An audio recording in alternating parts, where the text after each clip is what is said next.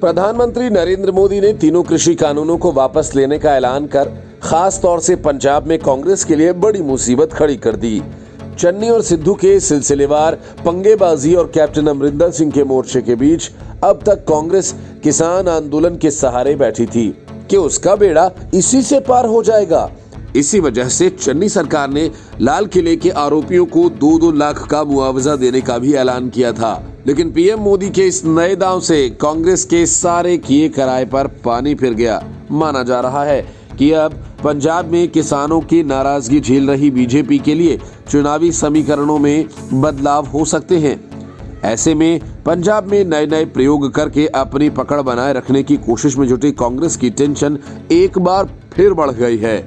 इस बार पार्टी की पारी संभालने के लिए अमरिंदर सिंह भी नहीं है, बल्कि वो बीजेपी से गठबंधन के संकेत पहले ही दे चुके हैं। ऐसे में कांग्रेस ने फिलहाल राज्य में वेट एंड वॉच की पॉलिसी अपना ली है। सीएम चरणजीत सिंह चन्नी, नवजोत सिंह सिद्धू, कैबिनेट मंत्री सुखजिंदर सिंह रंधावा, परगट सिंह सहित कई कांग्रेसियों ने कृषि कानूनों को वापस लिए जाने को किसानों की जीत बताया। हालांकि पार्टी में अंदर खाने ये चर्चा भी जोरों पर है कि भले ही बीजेपी ने उत्तर प्रदेश चुनावों को नजर में रखते हुए ये फैसला लिया हो, लेकिन गुरु पर्व के पावन दिन ये घोषणा करना अपने आप में ये संदेश है कि पंजाब की जनता की नाराजगी को भी दूर करना चाहती है। एक कांग्रेसी नेता के मुताबिक फिलहाल हमें भरोसा है ये फैसला हमारे लिए नुकसानदायक नहीं होगा, लेकिन हमें कुछ समय रुककर ये देखना होगा कि पंजाब की जनता इसको लेकर क्या प्रतिक्रिया देती है। पंजाबी प्रतिक्रियाशील मतदाता हैं। कांग्रेस पहले ही कैप्टन अमरिंदर सिंह पर नजर रखे हुए है, जिन्होंने हाल ही में अपनी नई पार्टी का ऐलान किया और ये भी कहा कि वह अगले चुनाव में बीजेपी का साथ देंगे। अब कांग्रेस में अंदर खाने ये चिंता बढ़ गई है कि अगर अकाली दल और बीजेपी फिर से साथ आ जाते हैं तो यह कांग्रेस के लिए अच्छे संकेत नहीं होंगे, खास तौर पर शहरी सीटों पर। सूत्रों का कहना है कि नेता ने कहा कि शहरी सीटों पर जहां व्यापारी किसानों के आंदोलन से नाराज हैं, वहां अकाली और बीजेपी के फिर से गठबंधन का कांग्रेस पर असर पड़ सकता है। उन्होंने कहा कि इससे राज्य में जट सिखों का भी ध्रुवीकरण हो सकता है। कांग्रेस ने हाल ही में एक एससी समुदाय के नेता को मुख्यमंत्री बनाया। हालांकि शिरोमणि अकाली दल के चीफ सुखबीर सिंह बादल ने यह साफ कहा कि वह बीजेपी से किसी भी कीमत पर गठबंधन नहीं करेंगे, लेकिन कांग्रेस ऐसा मानने को तैयार नहीं। कांग्रेस का मानना है कि दोनों दल कृषि कानून के मुद्दे पर ही अलग हुए थे और अब ये मामला सुलझ गया है, इसलिए बीजेपी और अकाली दल कभी भी साथ आ सकते हैं। Bureau report, news of India. देश में एक बार फिर यूनिफॉर्म सिविल कोड का मुद्दा गर्मा गया है। इलाहाबाद उच्च न्यायालय ने मोदी सरकार से संविधान के अनुच्छेद 44 के तहत समान नागरिक संहिता यानी यूसीसी को पूरे भारत में लागू करने के लिए कदम उठाने को कहा है। मायरा उर्फ वैष्णवी विलास शिरशिकर और दूसरे धर्म से जुड़ी 16 अन्य याचिका पर सुनवाई करते हुए कोर्ट ने ये बात कही। जस्टिस सुनीत ने सरकार से यूनिफॉर्म सिविल कोड के मामले में संविधान के अनुच्छेद 44 को लागू करने के लिए एक पैनल का गठन करने को कहा है। यह अनुच्छेद कहता है कि भारत के पूरे क्षेत्र में नागरिकों के लिए एक समान नागरिक संहिता को सुरक्षित करने का प्रयास करेगा। इलाहाबाद हाई कोर्ट ने कहा कि समान नागरिक संहिता लागू करने से संबंधित कानून लंबे समय से लंबित है और इसे स्वैच्छिक नहीं बनाया जा सकता है। हाईकोर्ट की टिप्पणी के बाद एक बार फिर से यूसीसी को लेकर बहस और तेज हो गई है।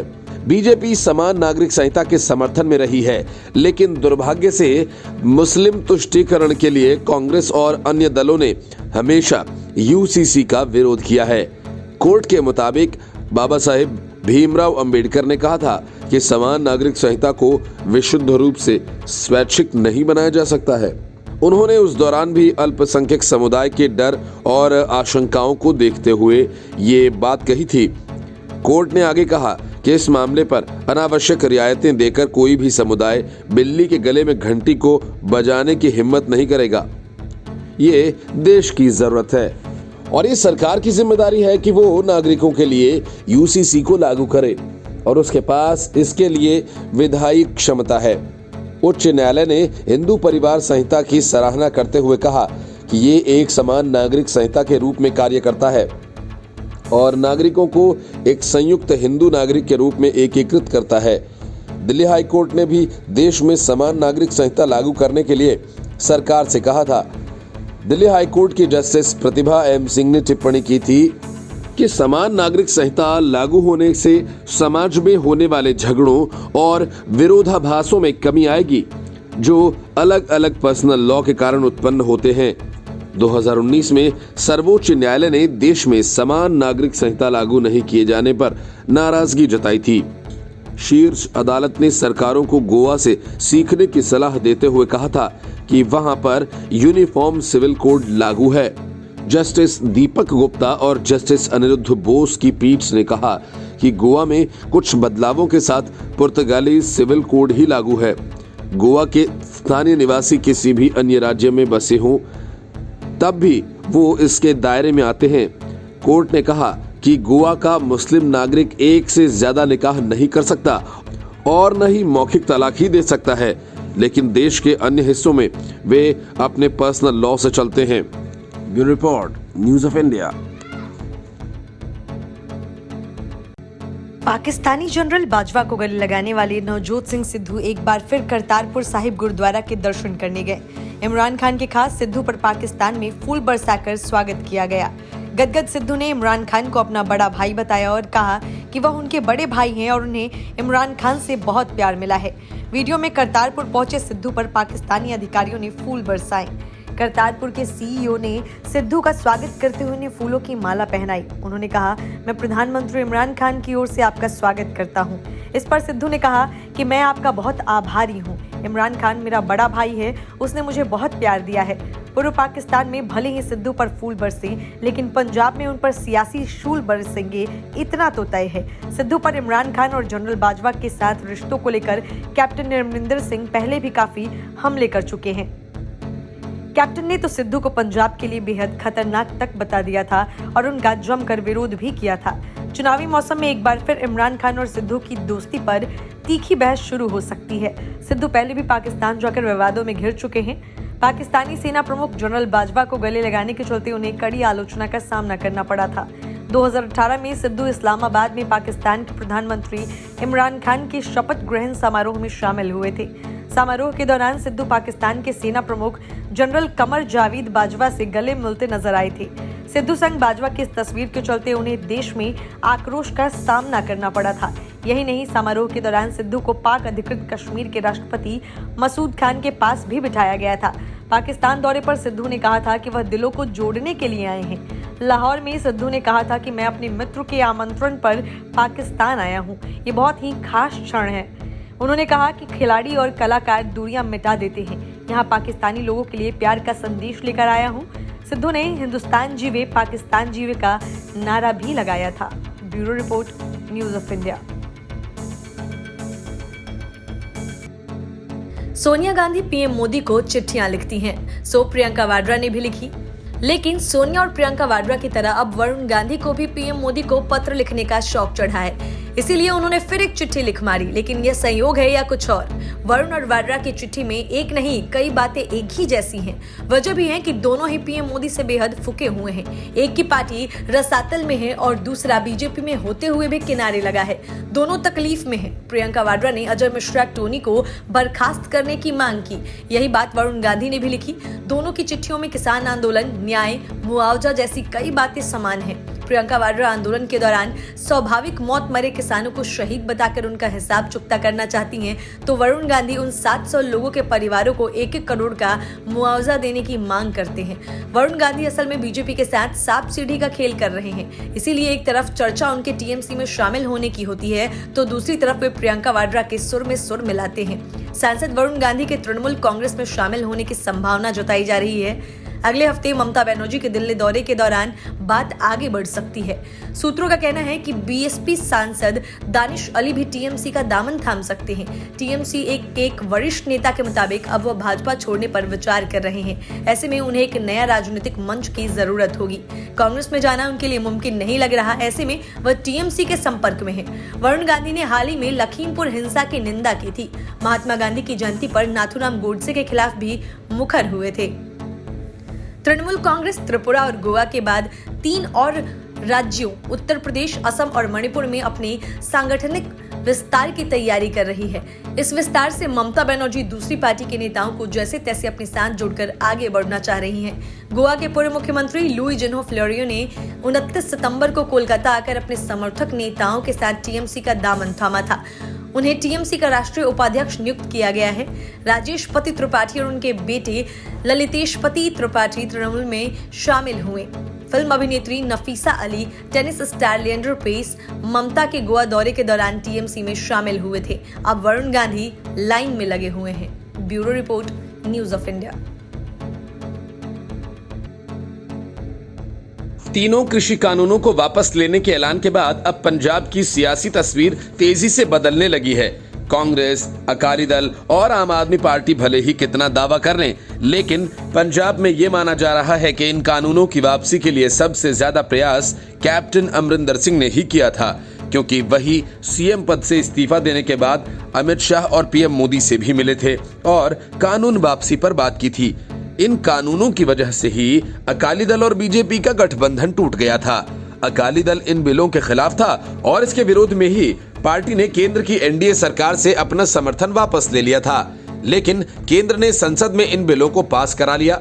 इस बीच पंजाब, हरियाणा और पश्चिमी उत्तर प्रदेश के किसानों ने विरोध प्रदर्शन शुरू कर दिया। बीते 1.5 सालों में कई उतार चढ़ावों के बीच उनका आंदोलन जारी रहा।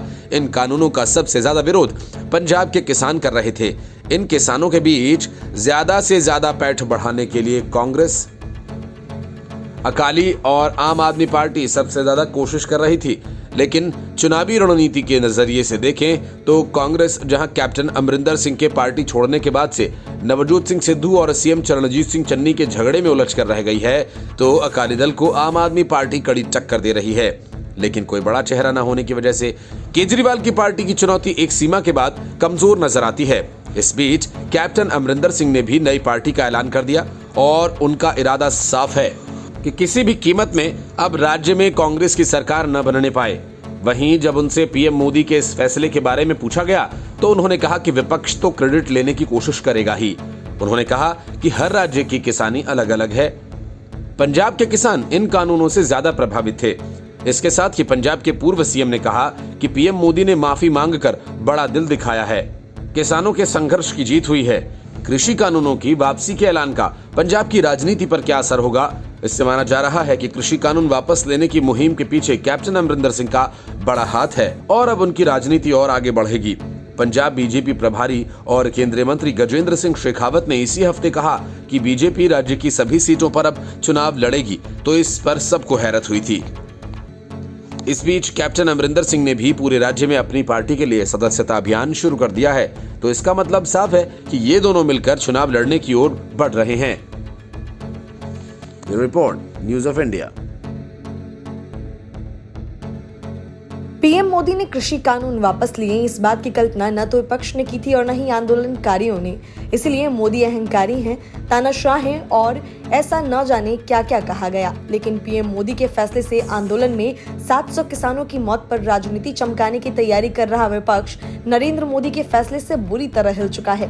कल तक देश में तानाशाही की बात करने वाले किसान कानूनों की वापसी को लोकशाही की जीत बताने लगी, लेकिन हार गया स्वाभिमान और जीत गया किसान जैसे नारे भी गढ़े जाने लगे। ममता बनर्जी ने दिल्ली का टिकट कटा लिया। वरुण गांधी प्रियंका वाड्रा की बोली बोलने लगा। महबूबा मुफ्ती आर्टिकल 370 की वापसी के सपने देखने लगी। ओवैसी को सीएए की याद आ गई। वजह यह कि इस फैसले को पीएम मोदी की हार मानकर सियासत तेज की जा रही है। लेकिन सवाल यह है कि अगर पीएम मोदी निडर होकर फैसले करने वाले नहीं होते तो ऐसा कदम उठाते? शायद नहीं। मोदी पहले भी कह चुके हैं कि वे राष्ट्रहित में निडर होकर फैसला करते हैं। ऐसे में यह फैसला भी उसी कड़ी में लिया गया एक फैसला भर है। मोदी चाहते तो एक ट्वीट से या कृषि मंत्री को आगे बढ़ा ये ऐलान कर सकते थे, लेकिन उन्होंने ये जिम्मेदारी खुद निभाई। सरकार की नीयत को दिल खोलकर सामने रखा। मोदी चाहते तो कानून को लेकर 5 एकड़ से ज्यादा जोत वाली किसानों के मन की आशंकाओं को दूर करने के लिए कोई और बड़ा फैसला कर सकते थे, लेकिन उन्होंने किसान कानून पर राजनीति की गुंजाइश ही खत्म कर दी। इसीलिए टूट गया अभिमान और जीत गया किसान जैसे नारों से विपक्ष को कोई फायदा मिलने की गुंजाइश कम है। मोदी ने क्षमा मांगी है। उस फैसले के लिए जिसका विरोध हो रहा था। इससे सीने की चौड़ाई घटती नहीं है, चौकीदार चोर है बोलकर बेशर्त माफी मांगने पर मजबूर हुए राहुल गांधी को ये समझना चाहिए, जिनकी पार्टी लगभग 70 साल तक सत्ता में रही। इस दौरान किसानों ने अकाल भी झेला और इमरजेंसी भी। कानूनों के विरोध के अलावा प्रधान विपक्षी पार्टी के नेता के पास कोई वैकल्पिक कार्यक्रम नहीं है। मनमोहन सिंह 2 बार पीएम रहे, किसान पिछड़ते रहे। अटल बिहारी वाजपेयी ने किसान क्रेडिट कार्ड और एग्री मार्केटिंग में जो सुधार किया, उसे आगे बढ़ाने का काम मोदी ही कर रहे हैं। किसान आंदोलन के सहारे नरेंद्र मोदी की छवि ऐसे बेरुखे नेता के तौर पर पेश की गई जो किसानों की नहीं सुनता। विपक्ष ने नरेंद्र मोदी के मजबूत व्यक्तित्व को ही कमजोरी साबित करने की कोशिश की, अलबत्ता ये भुलाकर कि किसान कानूनों पर 10 दौर की बातचीत हुई। कानूनों को सस्पेंड करने का फैसला किया गया। कानून वापसी के ऐलान के बाद ही ये रट सुनाई दे रही है। 5 राज्यों में चुनाव है, हार के डर से कानून वापस हुआ है। अरे भाई, हार कर भी जीतने वाले को बाजीगर कहते हैं। भाजपा के वरिष्ठ नेता और प्रधान सेवक दोनों की ड्यूटी मोदी बखूबी निभाते हैं। कानून वापसी के बाद अगर 370 और सीएए ट्रेंड कर रहा है तो इसका जिम्मेदार कौन है? पीढ़ियों ने जिसका इंतजार किया, उन ऐतिहासिक बदलाव पर किसान कानून की वापसी की आड़ में बहस छेड़ने की क्या जरूरत है? महबूबा मुफ्ती और असदुद्दीन ओवैसी के एजेंडे को किसका समर्थन मिल रहा है? ये वही तत्व हैं जो 700 किसानों की दुखद मौत को तो याद रखना चाहते हैं, लेकिन आंदोलन की आड़ में हुई बर्बरता और सरकार के खिलाफ साजिशों को भुला देना चाहते हैं। निहंगों ने जिस तरह सिंधु बॉर्डर पर दलित सिख के हाथ काट दिए और पुलिस के बैरिकेड से लटका दिया, उस घटना के कितने दिन बीते हैं? 26 जनवरी भी भूल गए जब आंदोलन की आड़ में छुपे दंगाइयों ने दिल्ली जलाने की कोशिश की। क्या हम भिंडरेवाला टी शर्ट को सही मानकर स्वीकार करेंगे? मोदी ने इस पर ब्रेक लगा दिया है। Bureau report, news of India. Navjot Singh Sidhu Kartarpur Sahib गए थे दर्शन करने, लेकिन वहां जाते ही पाकिस्तान के सुर में सुर मिलाने लगे। पाक पीएम इमरान खान को बड़ा भाई बताया और कहा कि भारत के पास पाकिस्तान की दोस्ती के अलावा कोई चारा नहीं है। इतना ही नहीं, सिद्धू ने यह भी कह डाला कि आप पंजाब की जिंदगी बदलना चाहते हैं तो हमें व्यापार के लिए सीमाएं खोलनी चाहिए। हम मुंद्रा पोर्ट से क्यों जाएं? 2100 किलोमीटर की दूरी तय करते हुए यहाँ से क्यों नहीं, जबकि यहाँ से पाकिस्तान की दूरी मात्र 21 किलोमीटर है। मतलब ये कि सिद्धू का जिस वजह से कैप्टन अमरिंदर सिंह विरोध करते रहे और उन्हें पंजाब ही नहीं पूरे देश के लिए खतरनाक बताते रहे, आखिर सिद्धू ने एक बार फिर उसे सही साबित कर दिया। फिर इमरान खान को लेकर दिए गए बयान पर बीजेपी ने तीखी प्रतिक्रिया व्यक्त की है। बीजेपी प्रवक्ता संबित पात्रा ने कहा कि सिद्धू का बयान करोड़ों भारतीयों के लिए चिंता का विषय है। पात्रा ने कहा कि सिद्धू पाकिस्तान जाए और पाकिस्तान की तारीफ न करें, ऐसा हो ही नहीं सकता है। पात्रा ने कहा कि ये कांग्रेस की सोची समझी साजिश है। उन्होंने कहा कि जिसका डर था वह वही हुआ। पात्रा ने कहा कि सिद्धू ने यह बयान राहुल गांधी के इशारे पर दिया है। सिद्धू ने अपने बयान में कहा था कि इमरान खान मेरे लिए बड़े भाई जैसे हैं। पात्रा ने कहा कि सिद्धू इमरान और पाकिस्तान के हक में बयान देते हैं। बीजेपी प्रवक्ता ने कहा कि सिद्धू पाकिस्तान से रिश्ता बड़े भाई तक ले आए हैं। सिद्धू पाकिस्तान का गुणगान करते हैं। बीजेपी प्रवक्ता ने कहा कि पहले सलमान खुर्शीद और मणिशंकर भी अपने बयान में हिंदुत्व को गाली दे चुके हैं। इस क्रम में सिद्धू का बयान एक्सीडेंटल नहीं है। उन्होंने कहा कि यह कांग्रेस की सोची समझी साजिश है। बीजेपी नेता ने सवाल उठाया कि क्या प्रियंका गांधी भी इमरान को अपना बड़ा भाई मानती हैं। उन्होंने कहा कि शाह मोहम्मद कुरैशी का बयान राहुल गांधी की सोच है। पंजाब एक संवेदनशील राज्य है, सीमावर्ती राज्य है। घुसपैठ की कोशिश जम्मू कश्मीर और पंजाब जैसे राज्यों में जारी रहती है। पाकिस्तान हमेशा उपद्रव की कोशिश में लगा रहता है। सीमावर्ती राज्यों के नेताओं को परिपक्व होना चाहिए, उनमें राष्ट्र प्रेम होना चाहिए, उनमें एक समझ होनी चाहिए कि हिंदुस्तान को लेकर क्या बोलना है और क्या नहीं बोलना है। बीजेपी प्रवक्ता संबित पात्रा ने सिद्धू के पुराने बयान जीवे जीवे हिंदुस्तान और मेरा याद दिलदार का भी जिक्र किया। पात्रा ने कहा कि सिद्धू पाकिस्तान जाकर आर्मी चीफ कमर जावेद बाजवा से गले मिले थे। बीजेपी ने कहा कि जिस बाजवा और पाकिस्तान ने भारत की पीठ में छुरा घोंपा, सिद्धू से गले मिलते हैं। उन्होंने कहा कि आज फिर सिद्धू ने पाकिस्तान के पीएम को बड़ा भाई बताया। करतारपुर साहिब बॉर्डर के दोबारा खोले जाने का श्रेय नवजोत सिंह सिद्धू ने इमरान खान और प्रधानमंत्री नरेंद्र मोदी को दिया है। Bureau report, news of India.